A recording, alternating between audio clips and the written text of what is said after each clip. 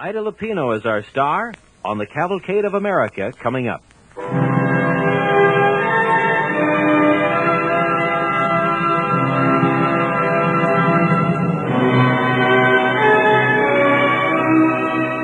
Hello there. Victor Ives inviting you to join us for the golden age of radio theater. We're going to turn back the clock to relive the golden moments of radio's yesteryear and bring you the greatest radio shows of all time.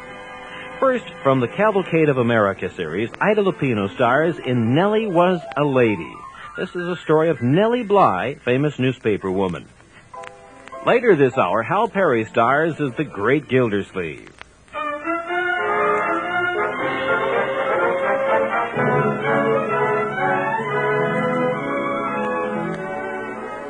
1885. The country is undergoing serious upset. Women are coming out of the kitchen and invading fields hitherto considered sacred to the male of the species. One of these fields is the newspaper, and the spearhead of this invasion is a girl with big, soulful gray eyes, a manner determined, and the energy of a wildcat. Nellie Bly. Nellie Bly, bring the broom along. We'll sweep the kitchen clean, my dear, and have a little song. Taking her name from the popular song by Stephen Foster, Nellie has journalism by the throat and shakes until it cries for mercy. Nellie will do anything for a story. Well, no, not anything. It's still the elegant 80s, and Nellie is always a lady. No, indeed, sir. You may not invite me to dinner. I do not consider that going up in a balloon with you constitutes a proper introduction. Hi, Nellie, oh, Nellie, listen, love me. It is the year 1888, and Nellie, fresh out of Pittsburgh, has just talked herself into a job on the New York World. Come in. Oh, what can I do for you, miss? You're Mr. John Dale, aren't you? I wonder if you'd object if I moved in. Moved in? Yes, Mr. Pulitzer just told me. That is, I've just been taken on as a reporter, and the other gentlemen, well, I'm afraid they don't like women reporters. We haven't had very many, Miss... Bly, Nellie Bly, just like the song. If you wouldn't mind, that little desk over in the corner would suit me nicely. If you wouldn't mind. Why, certainly not, Miss Bly. And anything I can do to help you, I'll introduce you to society. Oh, but that's not what I want, Mr. Dale. I didn't come to New York to write about cookery and Valentine's and society receptions. But you can't hope to cover the police court, Miss Bly, or attend prize fights. But why not if I wanted to? Well, there must be other stories here in the city, Miss Bly. What about the hospitals, the charitable institutions? Surely those are places for a woman's sympathetic interest. Well, I hadn't thought of that. I shall have myself committed to an insane asylum. What? But how, Miss Bly? How will you do that? Just you wait and see.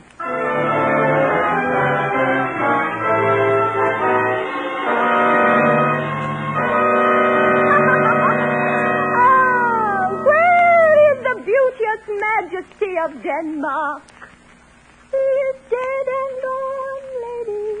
At his head a grass-green turf, at his heels a stone. I would give you violets, but they withered all when my father died. Why are you down there? People are trying to flee. Miss Bly, this is the landlord. Miss Bly, open this door. Open the door, I say. Oh, Mr. Harrington, I hope I haven't disturbed you. Roused my entire boarding house, Miss Bly. One of my boarders has even called the police. Please be good enough to vacate your room in the morning. Well, I'm just preparing to write a story exposing conditions in the home for the insane on Blackwell's Island. Oh, poor things. It's said they're horribly mistreated. Indeed? Yes, I'm planning to feign insanity so that I can be committed and reveal the truth. Oh, you must help me, Mr. Harrington. Well, I shall be glad to, Miss Bly. But pray, let us have no more disturbance. Disturbance? I was only practicing with these speeches from Hamlet. I would give you violets. Ah, yes, Ophelia. Ophelia, yes. A very affecting role. Miss Bly, I was on the stage myself for a number of years, no. For the portrayal of madness, if you will observe my rendition of the scene from Lear, my finest role. Yes. Blow wines and crack your cheeks. Rage, blow. You cataracts and hurricanes, spout! Open in the name of the law! Oh, dear, Miss Bly, the police. Success, Mr. Harrington. Remember, my name is Ophelia Jones. yes. I would give you violets. What's the commotion here? Blow wines and Yes. crack your cheeks. Officer, this woman has gone stark raving mad, I tell you. What? Well, I'd better call the wagon. You're listening to the Cavalcade of America on the Golden Age of Radio Theater.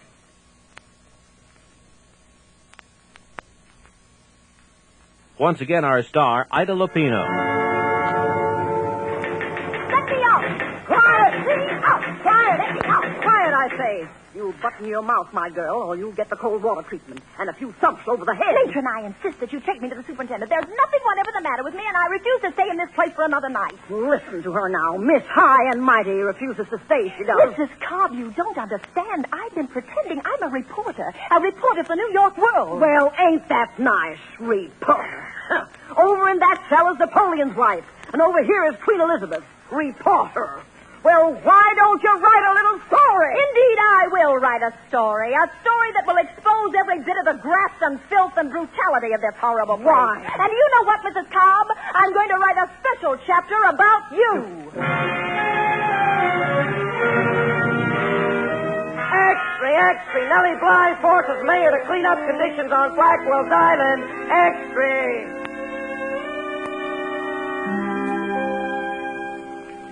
Hey, you lady, don't you see there's a sign there that says keep off the grass? Yes, officer. But if I don't step on the grass, how can I pick the flowers? Oh, pick the flowers. Oh, that ain't allowed either, ma'am. Well, I am picking them. What do you intend to do? I don't think we'd wreck City Hall if a pretty little lady like you were to take a few pauses. All right, I'll try. Hey, stop picking up that stone. Don't do it. Oh, breaking the window with you. Well, if it's jail you want, that's just what you're going to get. Nellie Bly in jail. Read about brutal treatment of women prisoners in city jail. By today's world. Well, Miss Nellie, I must admit you cleaned up Blackwell's Island and the ladies' jail, but really now... And this week, John, I'm going to Albany to be a lobbyist. Oh, no. I intend to catch that arch briber and boodler, Mr. Jonas Walsh.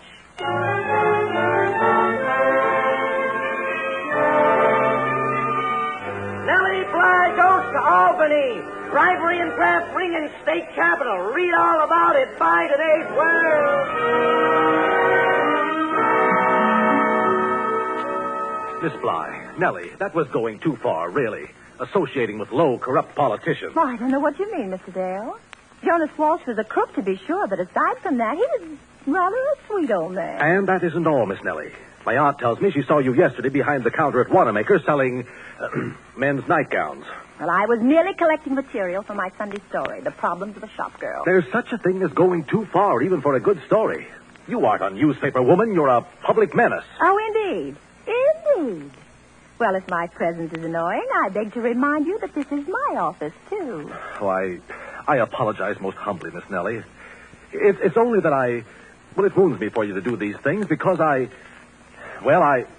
Good heavens, Miss Nellie, why are you putting on that bonnet? Salvation Army is starting a new campaign for funds. I'm marching with them this evening, and do you know they're letting me beat the drums.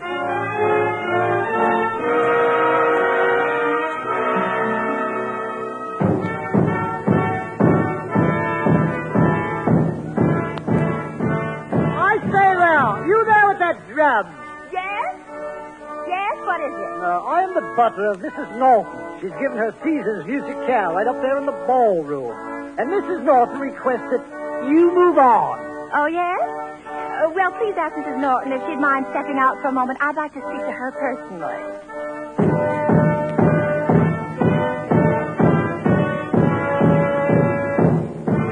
Stop that infernal noise. Oh, that's better. I am Mrs. Eggleston de Peister Norton. Do you realize that you're disturbing the guests of my musical? Well, we'd be glad to move on, only we're launching our campaign for the new Bowery shelter. Perhaps you would like to drop a little something on the drum, ma'am? Oh, you won't get a penny from me. All those idle, shiftless people, if they can't take care of themselves, they're better off dead. Oh, really, Mrs. Norton? May I quote you on that sentiment? You certainly may. And now, will you please go? You're ruining my entire evening. I'm dreadfully sorry, Mrs. Norton. If you should change your mind, you may call on me tomorrow at the New York World. With your donation, which I'm sure will be a generous one, just ask for Nellie Bly.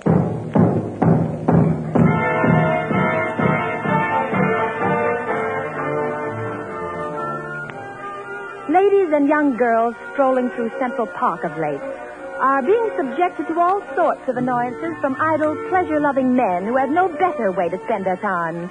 One particularly offensive masher appears only on Wednesdays, so tomorrow I shall don my prettiest frock and station myself beside the lily pond.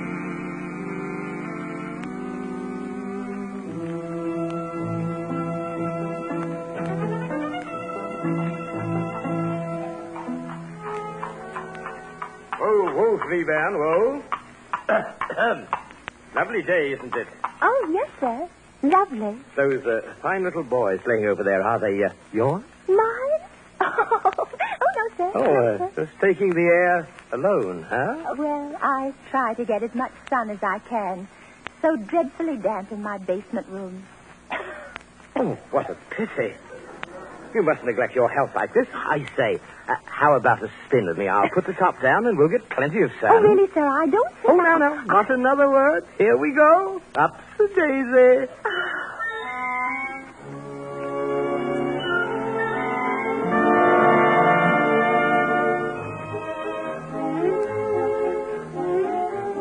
Now, how's this? All cozy and comfy?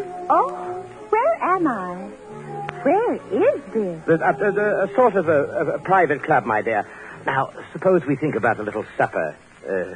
Shall it be oysters, Rockefeller, champagne? Oh, I don't think I should eat anything. I must go home. Grandmama will worry. Oh, but you can't run away like this. Oh, please, I must. Where is my cloak? Not so fast, my little flirt. Oh. I'll get a kiss out of this. Oh, sir, let me go. I'll scream. No, you can't play with a man like this, you know, you little demon. Come here now. Come here. What is your name, my dear?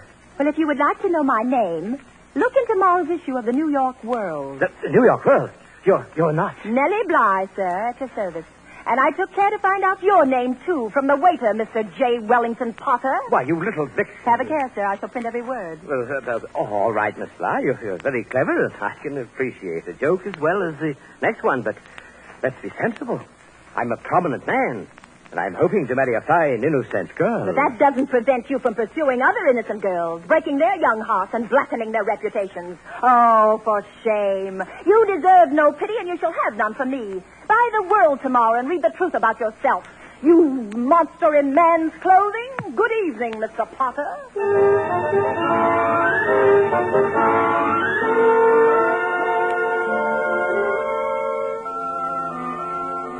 Oh, John, the city's as dead as a mummy.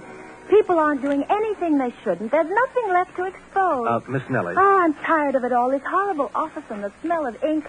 Oh, Miss Nellie, I knew you'd come to feel that in time. A newspaper office is no place for a lovely woman like you.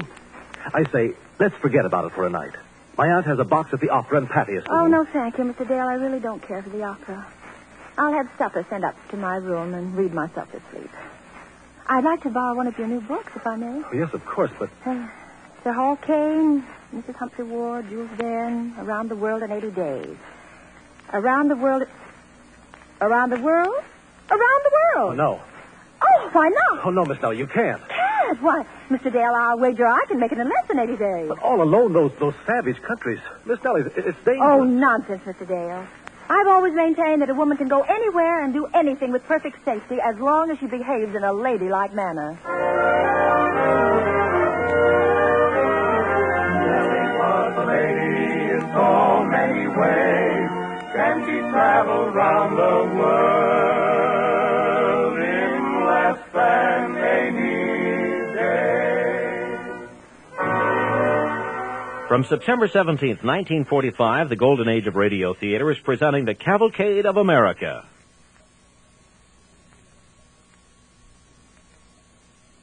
Once again, the story of Nellie Bly, famous newspaper woman. I bring the room along with sweet the kitchen clean, my dear, and have a little song. Nellie Bly, the famous girl reporter of the New York World, has become the most talked of woman in her profession.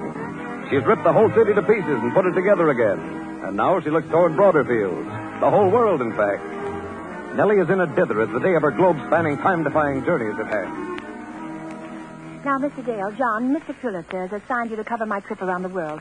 I shall cable you whenever and wherever it's possible. Yes, Miss Nellie, now, but Mr. Dale, you must say that I wish to travel unencumbered by heavy luggage. I'm taking 2 light Miss satchels, Nellie, won't you 2 listen to- satchels and 2 traveling costumes, a blue plaid, and a tropical ensemble of camel's hair cloth, my plaid ulster, a light waterproof downpour. Miss Nellie, this may be our last a moment toothbrush, together. a bank book, and a pair of easy-fitting shoes. You may point out that I've had only 4 days to get ready. You'll undergo hardships, privations, grave dangers. Oh, pooh, Mr. Dale. I can't touch on any but civilized countries. I dare say there'll always be a cup of tea and a hot water Miss bottle. Nellie, at least you must tell me one thing now. Dare I have any hope? Hope, Mr. Dale? Yes. Hope that one day you will give me the inexpressible happiness of becoming my wife. Surely you must feel there's something beyond all this. Oh, Mr. Dale, John, I wouldn't be a true woman if I hadn't dreamed sometimes of a husband and a home. All the lonely hours I've spent in my little room after the day's work is done. Miss Bly, time, Miss Bly, 3:30. Oh, I must hurry. My boat. Oh, Miss Bly, Nellie, just one more word. You must promise during your trip to think of what I've said and give it your consideration. Yes, Miss Bly, the mayor's here. The mayor. And you'll give me your answer on your return. Yes, now goodbye, John. But promise me one thing, John. Yes, anything but If darling, you anything. really love me, be sure that I get a good press.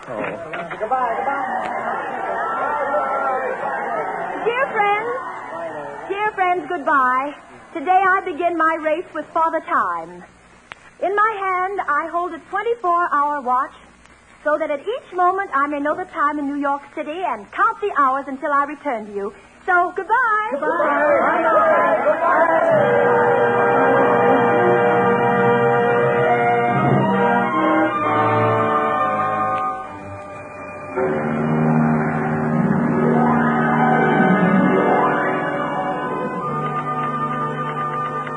November 14th, 1889. As Nellie Bly leaves on her trip around the world, she begins what is to be the most highly publicized journey since Hannibal crossed the Alps and General Sheridan marched through Georgia. My cable to the New York World, London, England. I'd always heard that London was very foggy. It is. That the English people drink a great deal of tea. They do. That the complexions of the women are beautiful and the men are very well dressed. They are.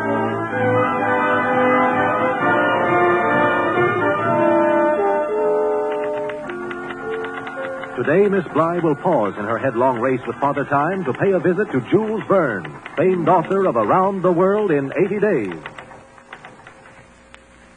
Oh, it is foolish, mademoiselle. Why must you, a young woman, go around the world faster than my fictional character, Phineas Fogg, an old man who never lived? Because my paper wishes to show how fast one can go around the world, don't you see? No, mademoiselle, I do not. Americans, they are foolish. Women are foolish. Why are you not at home, raising a family? Around the world in 80 days? That is nonsense.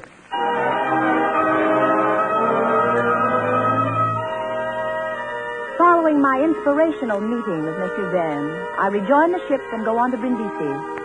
Lovely, lovely Italy. It is engraved on my heart forever. I bitterly regret that I can only stay for 2 hours and 20 minutes, but I must hurry on.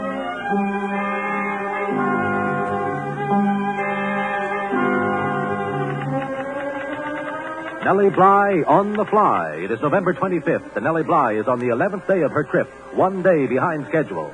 From Maine to Mexico, from Louisiana to Liverpool, men, women, and children are charting her course on maps, hanging on her every move, sending up prayers for her safety.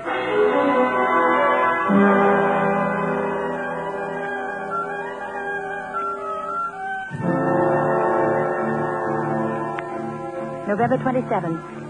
I've reached Port Said on the Suez, the wickedest city in the world, where one's life is worth less than a straw in the wind.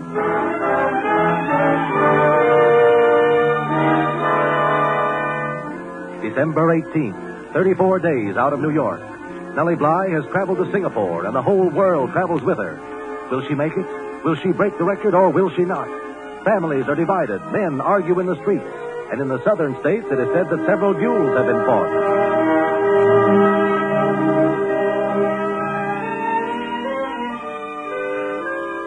Christmas Day, but for me no holly, no Christmas pudding. Far on the other side of the globe in fabled China, I eat my Christmas dinner alone in the Temple of the Dead. Nellie Bly, 2 days behind schedule. The New York World disclaims any financial responsibility for any bets, pools, wagers connected with Miss Bly's trip for the time of her arrival.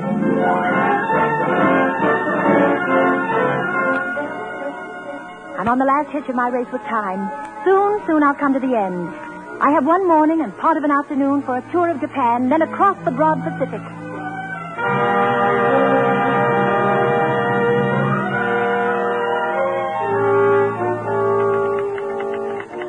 At San Francisco, a train is waiting to speed Miss Bly across the country. Cheering crowds gather at every station. Nellie responds with queenly courtesy.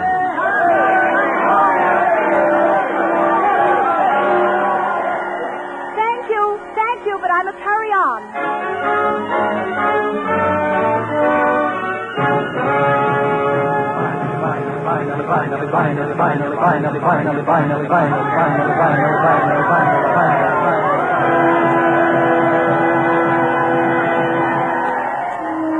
Thank you. It's so good to be home. But I must hurry on to the office of the New York World.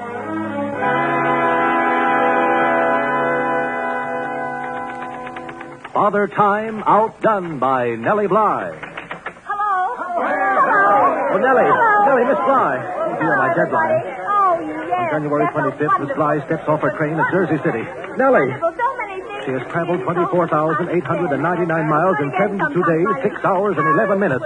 Please, Nellie, just a word. Nellie Bly has beaten Phineas Fogg's fabled record by almost 8 days. Happy boy. Nellie Bly. Oh, Mr. Dale. John. Miss Nellie, may I be so bold as to inquire, what are your plans now? Oh, rest, Mr. Dale. I'm so tired. If you'll call on me, perhaps a week from Tuesday night. I must speak to you now, Miss Bly. Yes, I know. You want your answer. Mr. Dale, this is very difficult for me, but I must tell you. One moment. Miss Bly, in spite of my great regard for you, I am convinced that any more intimate association between us would be a mistake. What? I'm a simple man, and my only desire is for a simple life with a home and children. Miss Bly, I've followed your progress during these past weeks, and I cannot believe you could ever be content to share such a home as I can offer. If I'm wrong, pray forgive me. You're far from wrong, Mr. Dale. I, too, had arrived at precisely that conclusion, and I was about to tell you so. It would have been more the part of a gentleman, I think, to let the words come from me. Oh, I am most heartily sorry, Miss Bly. It's only No doubt you are right. I've had little time to think about myself. The whole world reads about my trip, but what befalls Nellie Bly herself is of no consequence. No importance at all. No one cares. Oh, Miss Bly, Nellie. Oh, I'm a brute, a beast.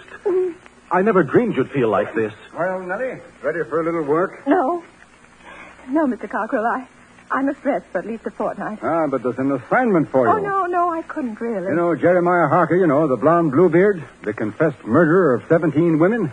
17 women? Oh, Miss Bly, you mustn't. He escaped on the way to Sing Sing and has barricaded himself in an old house on the river. He's shooting everyone on sight, but promises to give Nellie Bly an interview. He asked for me, personally? Miss Bly, Nellie, you can't do such a do thing. be quiet, Mr. Dale. Mr. Cockrell, when must I go, if I go? At once, Miss Bly. The police are going to burn the house down if they can't get him out the other way. Then we must hurry. Oh, but what will I wear? I should appear older, much older, like a mother. He must have had a mother. Come along, Mr. Cockrell, and help me find something to wear. Goodbye, John. Hi, Nellie, oh, Nellie, listen, love to me. I'll sing for you, pray for you, a dulcet melody.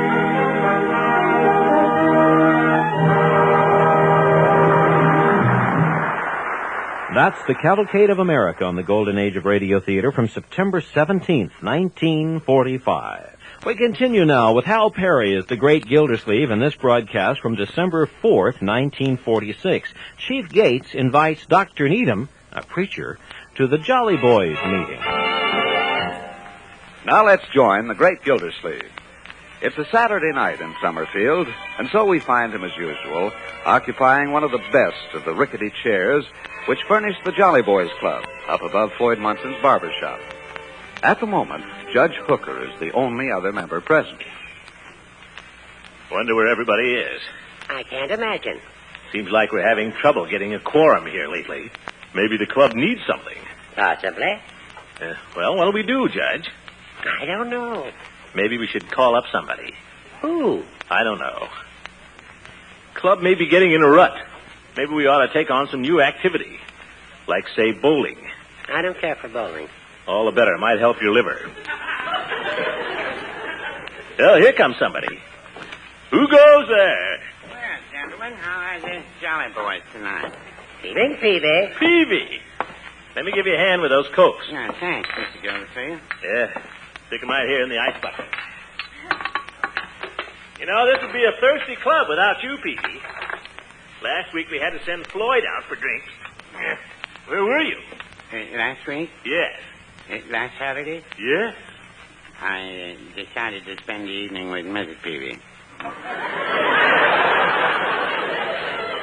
Why, that's no way for a jolly boy to behave, Peavy. Yeah, that's easy enough for a bachelor to say. You fellas don't have to explain what goes on down here. Why is that old club so important, she says. You see those men all the time anyway, she says. Hard question to answer. But it's only one night a week. No wife in the world wants her husband hanging around every night. Well, no, I wouldn't say that. Yes, sir, you'd be surprised. Somebody else coming upstairs. We'll have a quarrel yet. Oh, it's the Chief. Hi, Chief. Good evening, Commissioner. Peavy, Judge. Hello, Chief. Chief, what's to change you, old man? Detain me? Doesn't seem like the old gang gets down here as promptly as they used to, Chief. Where's Floyd, for instance? He's married, too. Come on, let's get started in on some poker. Fellas, not yet. Would you let the game wait just a little while? What for? Well, in case somebody dropped in. Think how it looks. Cards all over the table, everybody smoking. Nobody's going to drop in. Come on, Judge, let's get the chips divvied up so we can get going. Fellas, please. As a personal favor. Hi, Jolly Boy. Deal me in. Yeah, deal him in. Hi, Floyd. Hi, Commish. Hi, Peave. Sorry if I've been holding you boys up, but I had to take Lovey and Dumper to picture. Hi, Judge. Hi, Chief. Fine. Well, what are we waiting for? Not that I like the game, but I need the money. Well, I'm counting out the chips, Floyd. Keep your shirt on. Hold it a minute, Judge, before you deal them. What's on your mind anyway, Chief? Well, I asked a certain man to drop in and visit us tonight. I hope nobody minds. Who is he? What about it? Well, he's a friend of mine. Stop beating around the bush. Who is he? You all know him, I guess. Don't you all know Dr. Needham? The preacher? Yes, the preacher. He nailed me after church on Sunday. He said he wanted to talk to us. Tonight? In a few minutes, I guess. He said around 8:30 and... Chief, you might have given us a little warning. Well, maybe I should have, but I was afraid you wouldn't come. I would have worn my blue suit. That's a cinch. Fellas, don't you think we ought to put the cards away? Thanks, Peavy, old man. Yes, the chips too, Horace. I suppose you're right. Hey, how about all them bottles laying there in that tub of ice? That don't look so nice to a, Well, where can we put it? Drag it over here and stick it in the closet. Okay. We ought to open the window, too, fellas. Gets to smelling like a joint up here. I'll open it for a minute. Mr. Gildersleeve, why don't you throw out that cigar? What, you two? Well, all right. Where can we dump these ashtrays? Gosh, Floyd, you might clean the place up once in a while. How'd I know a preacher was coming? Now, shut your window. I'm cold. Let her air out a minute more, Peave. Hey, I think he's turning in the alley. Got the him.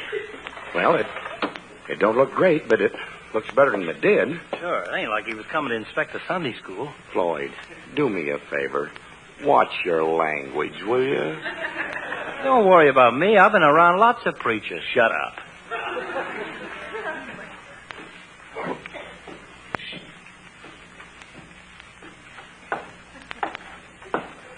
Well, if it isn't Dr. Needham. We were just chatting about you, weren't we, fella? Yes, we were. Good evening, Doctor. Good evening, Mr. Gildersleeve. Good evening to all of you, gentlemen. Judge. Evening, Doctor. Chief. It's a pleasure to have you with us, Doctor. Let me hang up your coat. Thank you. And Mr. Peavy, the good apothecary, I'm glad to see you. I'm glad to be of service any time, Doctor.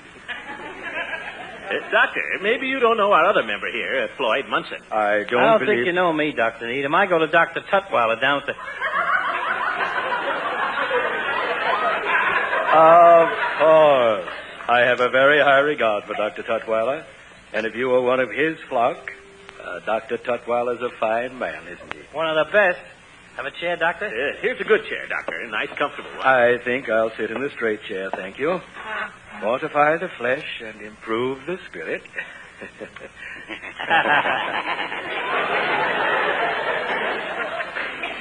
Well, nice, comfortable club rooms you have here. Yes, we're quite proud of our quarters. Well, here was this vacant room over the shop. I was glad to make it available, free of charge. Is that so? You weren't being so generous, Floyd. You couldn't make any money renting this room. I'd like to know why I couldn't. No facilities. It certainly is cold out tonight, isn't it, Doctor? It's rather chilly, yes. How long has your club been in existence, may I ask? About 2 years, hasn't it, fellas? 3. I recall we organized in the fall of 43. Hmm? How many members do you have? This is it, just the 5 of us. Quite exclusive. And may I ask just what is the purpose of the club? Did you say purpose, Doctor?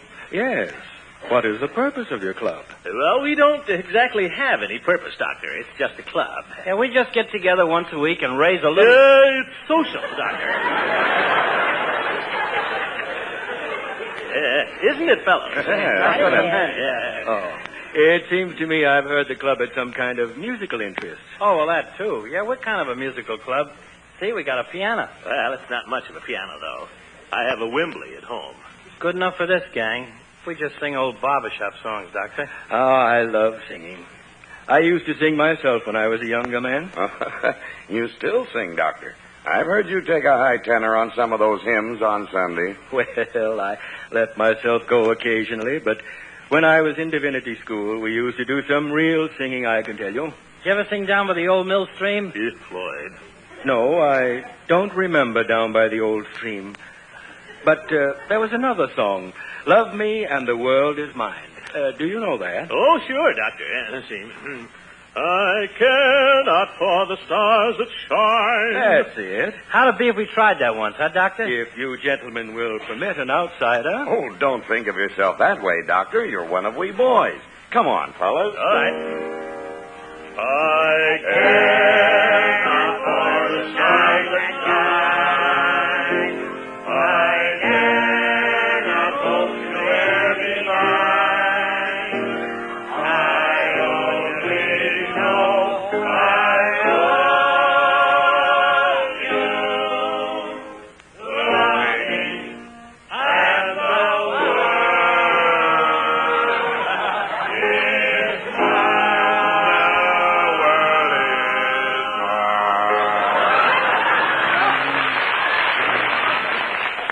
is My.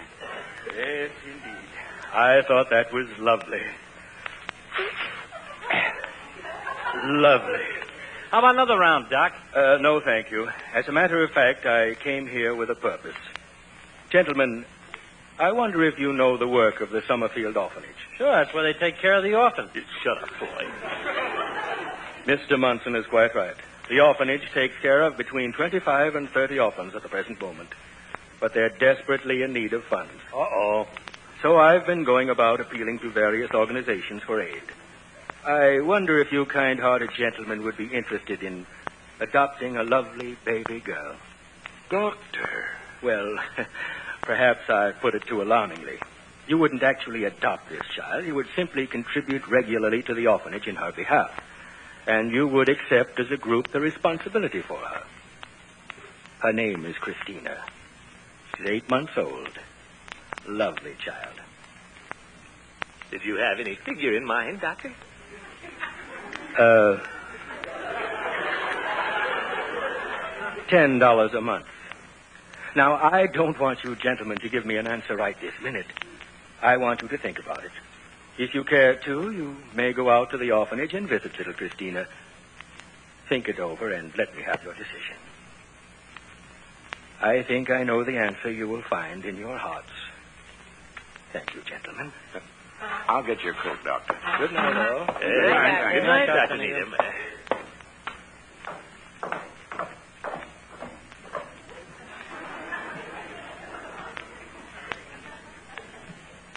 I told you he was a nice fellow. He's as nice a preacher as I know. Well, sure, he's a nice fella, but gee, if this club has $10 a month to throw around, I don't think we ought to blow it on a baby. I'd rather put it in the pool table. Floyd, haven't you got a heart? Certainly I got a heart. It's only $2 a month apiece. Ain't the money, it's the principle. Well, I'm in favor of the doctor's proposition. Floyd, would you do one thing? Before you decide, would you go out there with us and look at the little girl, little Christina? Well, come on, Floyd. That's fair enough. Look at her, and then we'll decide. Well, all right, but now for the love of Pete, can we play poker for the rest of the evening? Deal the cards, Judge. Let the chips fall where they may. We'll return to Hal Perry's Great Gildersleeve and the Jolly Boys in just a moment. Once again, the Great Gildersleeve.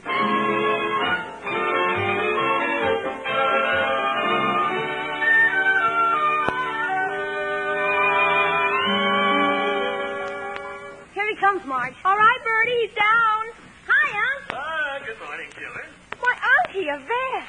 Don't tell me you're going to church with us. Why, of course. I always go to church on Sundays. Well, I always try. I don't always make it, perhaps. Leroy, how many times have I told you? If you must read the funny papers. I'm going to pick him up. Don't worry. Yes, yes. Now come and sit down.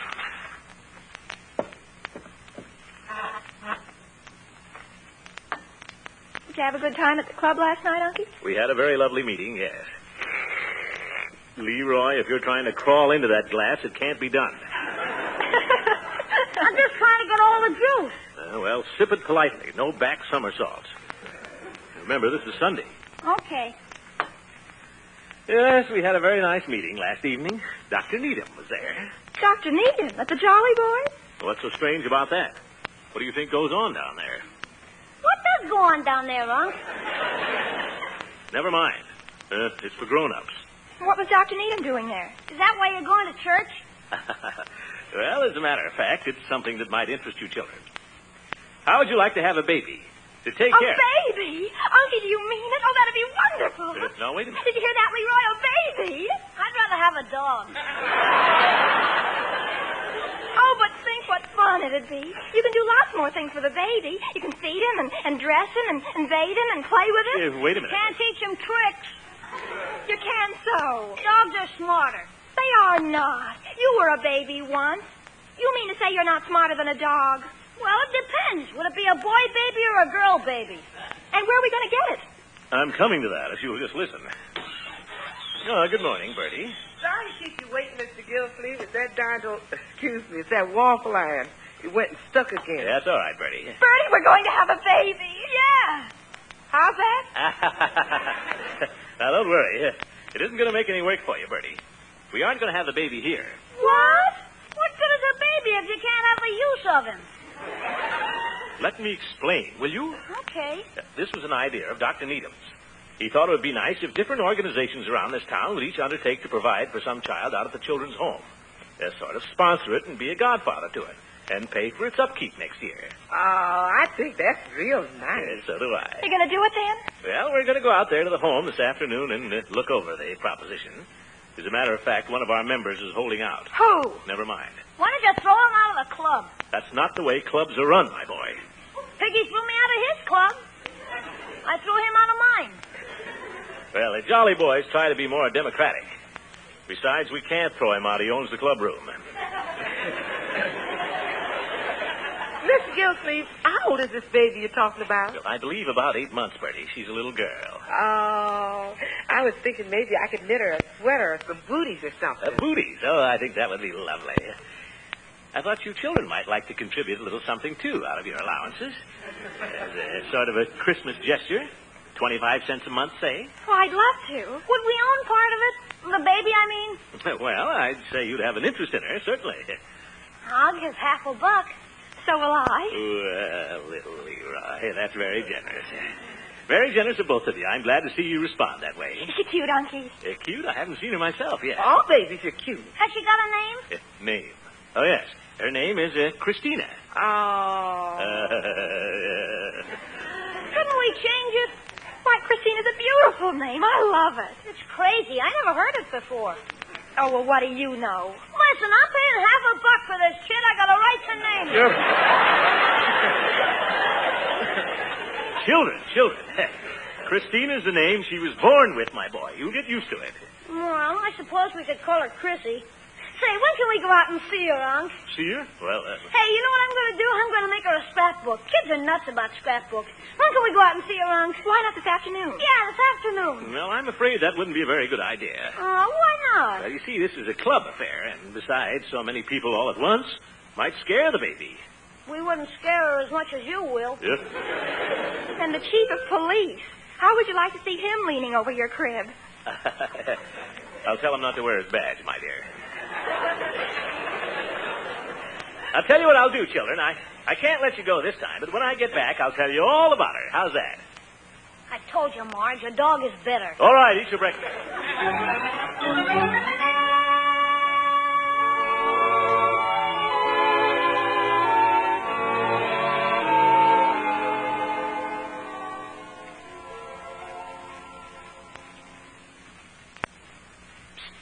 Cigar, Judge, while we're waiting. No, thanks, Gildy. Peavy? Thanks, I never smoked a thing. Yeah, that's right. Chief? I don't know that we ought to smoke in here, Commissioner. Why not, if we're careful? We're not going to set the home on fire. It isn't that. I don't think it'd be a good example for the children. There aren't any children around here. They're all out playing. Well, just the same, it wouldn't look good. Chief is right, Gildy. All right, I won't smoke myself then. Nuts. There's an ashtray there. The superintendent must smoke. Well. Thanks, Sid. Floyd. Hello, Floyd. Hi, gents. Chief. Well, we didn't think that you were going to make it, Floyd. Gave you my word, didn't I? Just the same, I almost didn't. You should have seen me trying to convince Lovey I was coming out here this afternoon to see a baby. Asked me how old was the baby. Was she a blonde or a brunette? I still don't think she believes I'm out here. I don't believe it myself. Well, what do we do now? We just sit down and wait, I guess, Floyd. Christina's asleep. Who? The baby. Oh.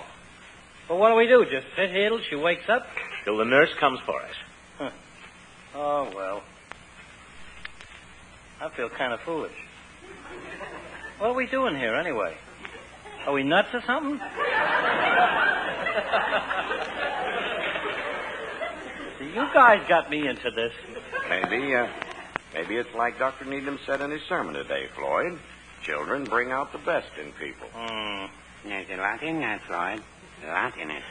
But don't look at me. You're the one who's holding out, Floyd. Look, now, don't get me wrong. I got nothing against kids. I'm for kids. But when it comes well, to this is your chance to prove it. Now, Commissioner. Well, tell them to put up or shut up. Gentlemen, the baby's asleep. She's down in the nursery. She can't hear us. Commissioner, I don't think we have to worry. Now, Floyd may talk tough, but after all, he came here this afternoon, and I think we can take that to mean Oh, no, you don't, Chief. I said I'd come here, and I came. That's all. I ain't joining no baby syndicate. Like I said before, if you want to have a club where we have a little fun once in a while, I'm quiet. She's awake now. You gentlemen would come this way. Well, go ahead, Chief. After you, Commissioner. Judge? Thanks, Gildy. Come on, Floyd. Speedy. Just follow me, please. Oh, Nurse, Nurse? Yes, sir? I brought along a little something for the baby. It's a candy reindeer. I don't think it'd hurt her. Oh, that's very nice of you, but I really don't think she ought to have it. No? Well, you know best, of course. That's why I asked. You better frisk the rest of this gang, Nurse. I bet they're loaded with stuff. I'd be glad to keep the reindeer if you like and give it to her when she's older. Would you? Thanks. Right through here, please. I'll just go ahead, if you don't mind, and see if she's still awake. All right.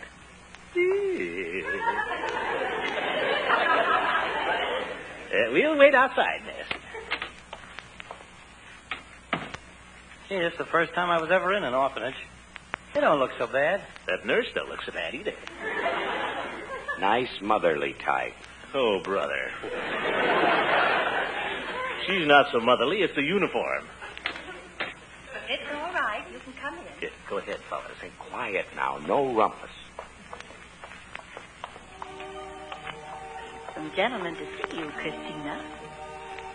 Look at that. Well, what do you know? Come here, Floyd. Look. Gee, you know, I think she looks a little like you, Commissioner.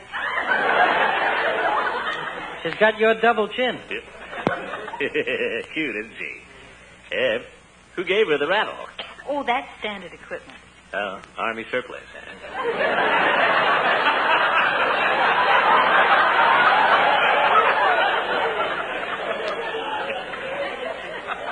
Go on, play with your little rattle, Christina. Play with your little rattle. Doesn't want to play with a little rattle, I guess. Just lies there staring at everybody. Well, what do you make of all this, Christina? Huh? What do you make of all this? She says I just wish all these big bad men would go away and leave me alone. Hello there, Christina.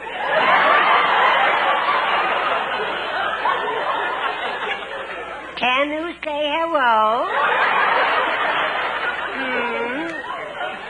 Can you? Of course not, you old dope. She's only 8 months old. Well, no harm in asking. Hey, look. Huh? What? She moved. Hey, that's pretty good for a kid only 8 months old.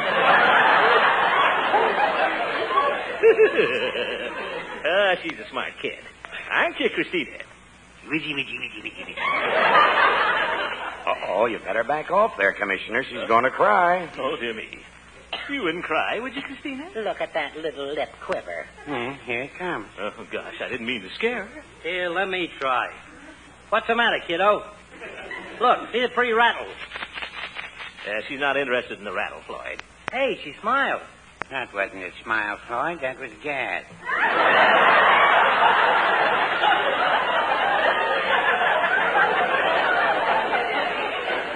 Babies do that when they have a bubble.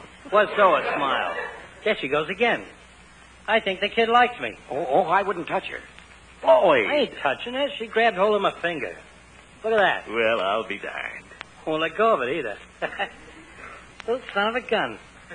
Grabbed hold of my finger. I guess she does like you all right, Floyd. Pretty lucky. Little son of a gun. Hey, miss, you don't suppose I could hold her for a minute?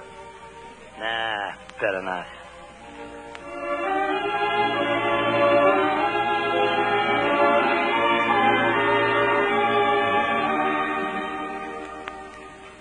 Before we go home, let's settle this, fellas. What do you think? Listen, that's a smart kid, you know it. It's one of the smartest kids I ever saw for her age. She ain't like most babies, just lie there. She got personality, you know what I mean? She's smart, too. Gentlemen, it's moved and seconded.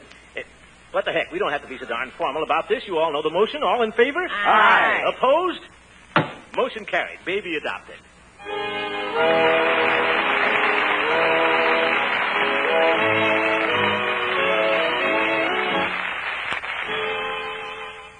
Wonder where everybody is. I can't imagine. It's just as bad as last week. Oh, wait, here comes somebody. Is that you, Chief? Hiya, fellas. Floyd! You're late. Where are all the others? Stevie phoned he's staying at home tonight with the wife. Oh, how about the Chief? Him, too. I gotta be going myself. What? Yeah, I got Lovey waiting for me down in the car. Sorry. Lovey and I is going to the movies. Give her a break for a change. Night. You know something? That baby could ruin this club. Good night, folks. That's the Great Gildersleeve on the Golden Age of Radio Theater from December 4th, 1946. In just a moment, we'll talk a little bit about the guiding light. A Pittsburgh, Pennsylvania listener wants to know what was the meaning of the title, The Guiding Light. Well, this NBC soap opera originated in Chicago in 1938. The Guiding Light had semi-religious overtones, as its main character was Reverend Rutledge, who pointed the way to a better way of life through inspiring messages and examples and so forth. However, there were plenty of scandals and skeletons in the closet to keep things spicy and keep the storyline interesting. We hope we have something that you'll find interesting next time we get together for the Golden Age of Radio Theater. I know one thing, we're going to turn back the clock to relive the golden moments of radio's yesteryear. For a copy of today's program, call 1-800-326-0296 and refer to show number 12. That number again is 1-800-326-0296. And remember to refer to show number 12.